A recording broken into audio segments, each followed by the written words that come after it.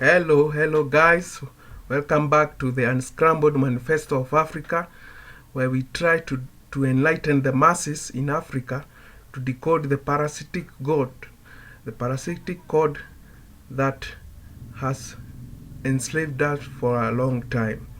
Today I'm going to talk about the assembly, our national assemblies, or all other many forms of the assembly, so that we can decode what is in them.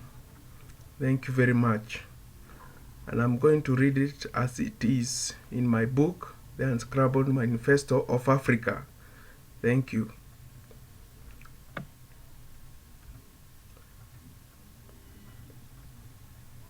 The Kenyan Political Assembly is a member of the Embezzlement. This institution most of the time is found in the orbit of impoverishing the electorate in pretense of benefiting them and in formulating mute policies or adversarial ones meant to terrorize the citizens in their own country. It is therefore prudent for any young person to view it as an embassy with foreign diplomats and led by an ambassador. All of these have undergone a mutation to look like Africans, but they are indeed colonialist puppets. It seems like the most important qualification to be in this assembly is to have a high capacity of absorbing public funds by exaggerated remuneration packages, allowances, handouts, and of course bribes. Models of frugality, decorum, and modest utility of public funds in this house are as rare as Namib desert's dew, from which one able beetle has developed a sophisticated mechanism of harvesting it early in the morning. In fact, in terms of significance of what this house generates, that does trickle down to the citizens. Only citizens that develop such beetle mechanisms can harness the benefits of this assembly. Most legislation are geared towards their own self-interest and the interests of their masters, foreign and domestic, that are able to motivate them with money. Even the executive must motivate these members in order to pass bills that suck out life from the citizens. This pathetic system runs on Wajiko's blood and is fully oiled by her sweat, just in order to maintain a few lunatics living as children, dancing and partying every day as they are surrounded by millions of dying citizens and impoverished youths who may never know the meaning of basic amenities of life.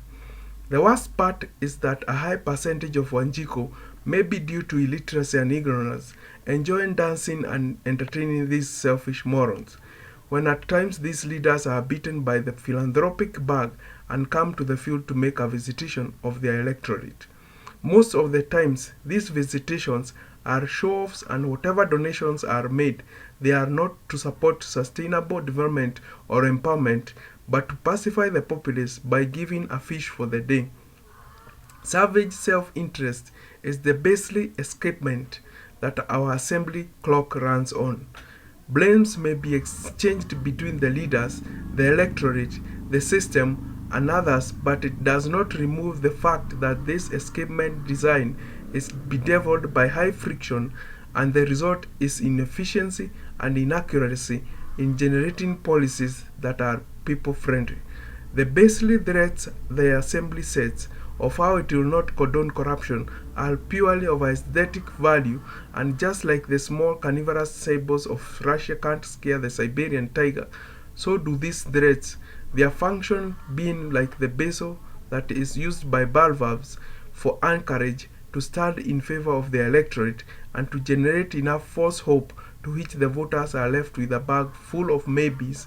And everyone in the world can tell you for free that our assembly is invested with miasses, and even after heavily investing in such an assembly, the public is left with measly returns. The amber of our assembly is legendary. Bills that enhance their selfish gains are passed at record times, while those that are very vital to the running of the country to bring order and direction are subjected to a stroll that is infuriating to the enlightened mass, but simultaneously this saunter has a soothing effect that is pacification of the ignorant populace, ever condemned with false hope in abyss.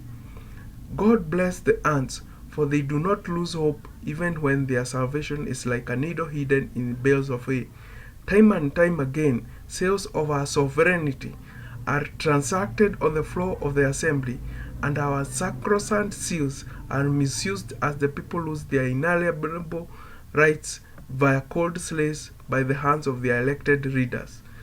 Patriotic petitions and essays are bluntly ignored or subjected to balderdash bureaucracy. The meal of the dishonorable is well balanced.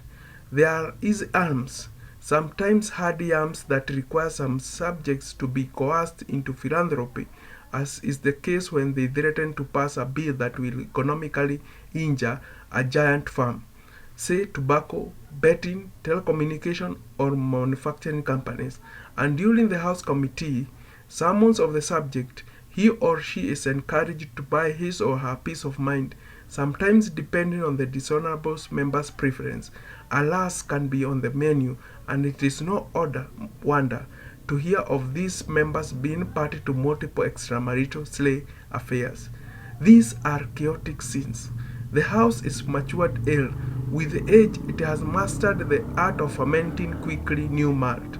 Sometimes the electorates are fed up and they vote in new representatives, even to the tunes of 80% afresh, and there is an invigorating resurgence of hope which is quickly dimmed when the new leaders are quickly turned and they start speaking the same drunken language of their predecessors.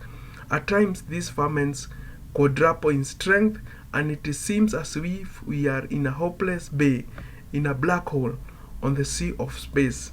Yeah, the sly managed to sneak again and grow like an elm, and an unfortunate fate never seems to say bye.